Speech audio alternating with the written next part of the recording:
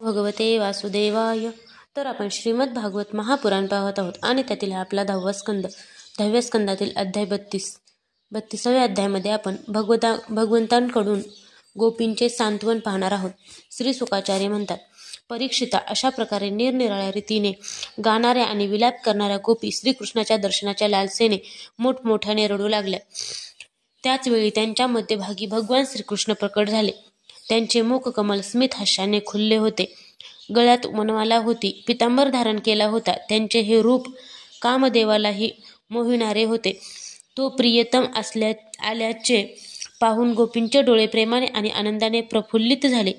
जशी अचेतन शरीरामध्ये प्राणाचा संचार होताच ती उठावी, त्याप्रमाणे त्या सर्वजणी एकदम उठून उभ्या राहिल्या. कोणी आनंदाने श्रीकृष्णाचा हात आपल्या दोन्ही हातांमध्ये धरला, तर दुसरीने त्यांचा चंदन चर्चित बाहू आपल्या खांद्यावर ठेवला. कोणी भगवंतांनी खाल्लेला विडा आपल्या हातात घेतला, तर एका विरह तप्त गोपीने त्यांचे चरणकमल आपल्या वक्षस्थळावर ठेवून घेतले.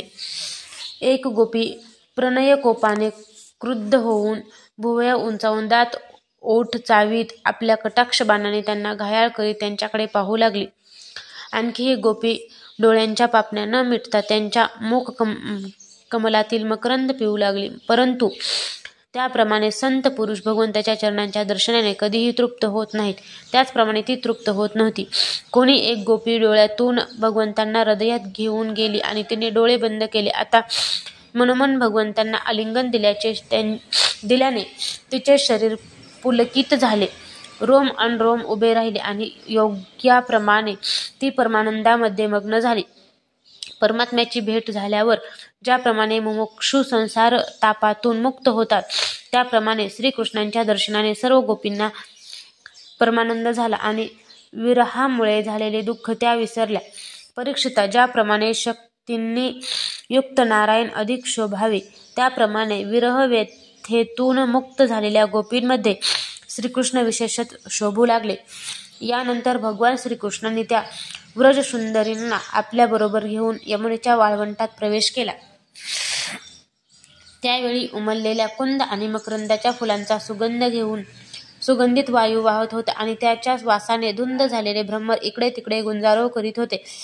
शरद पौर्णिमेच्या चांदण्यामुळे रात्रीच्या अंधाराचा काही पत्ताच नव्हता. सगळीकडे मांगल्य पसरले होते. तेथे यमुना नदीने स्वतः आपल्या लाटांच्या हातांनी कोमल वाळू पसरली होती.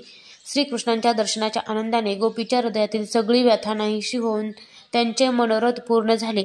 जसे वेद कर्मकांडाचे वर्णन करूनही ईश्वर दर्शनाअभावी अतृप्त असतात, पण ज्ञानकांडाचे प्रतिपादन करून ईश्वर दर्शनाने कृतकृत्य होतात. आता त्यांनी आपल्या वक्षस्थळावर लागलेल्या कुंकुम केशराच्या रंगाने रंगलेली उपवस्त्रे आपल्या परमप्रियाला बसविण्यासाठी अंथरली.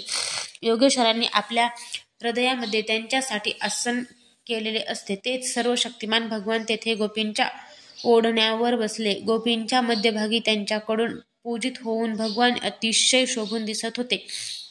त्रैलोक्यातील सौंदर्य त्यांच्या ठिकाणी एकवटले होते. असा स्त्री विग्रह त्यांनी यावेळी धारण केला होता.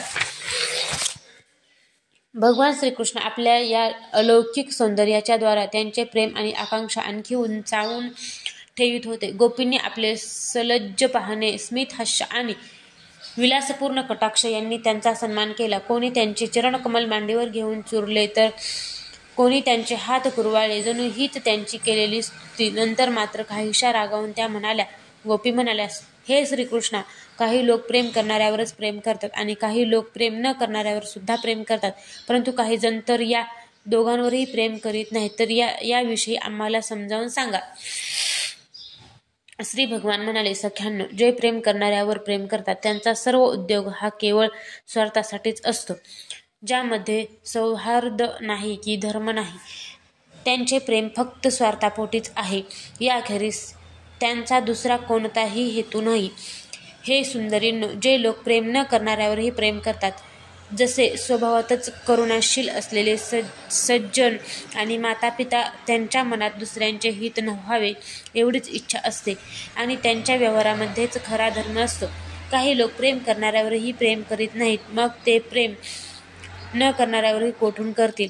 असे लोक 4 प्रकारचे असतात. एक जे आपल्या स्वरूपातच रमणारे असतात, दुसरे जे कृतकृत्य असतात, तिसरे स्वतःवर कोण प्रेम करतात हे ज्यांना माहीतच नसते, आणि चौथे जाणून बुजून परोपकारी गुरुतुल्य लोकांचा सुद्धा द्रोह करणारे.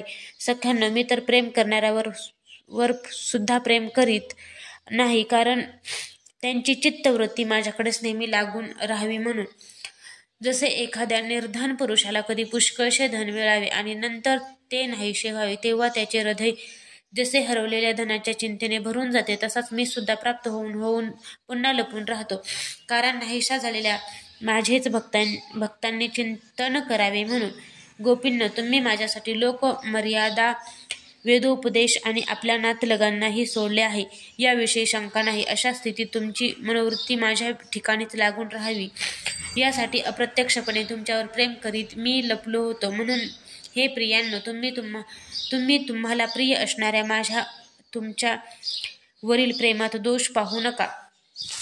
घर संसाराच्या तोडण्यास कठीण बेळा तुम्ही माझ्यासाठी तोडून मला भजू लागलात. माझ्याशी तुमचा हा आत्मिक संयोग सर्वथैव निर्दोष आहे. दैवांचे आयुष्य जरी मला मिळाले तरी तुमच्या या प्रेमसेवा आणि त्यागाचे ऋण मी फेडू शकणार नाही. म्हणून तुम्हीच मला आपल्या सौजन्याने तुमच्या ऋणातून मुक्त करावे. अध्याय 32 समाप्त.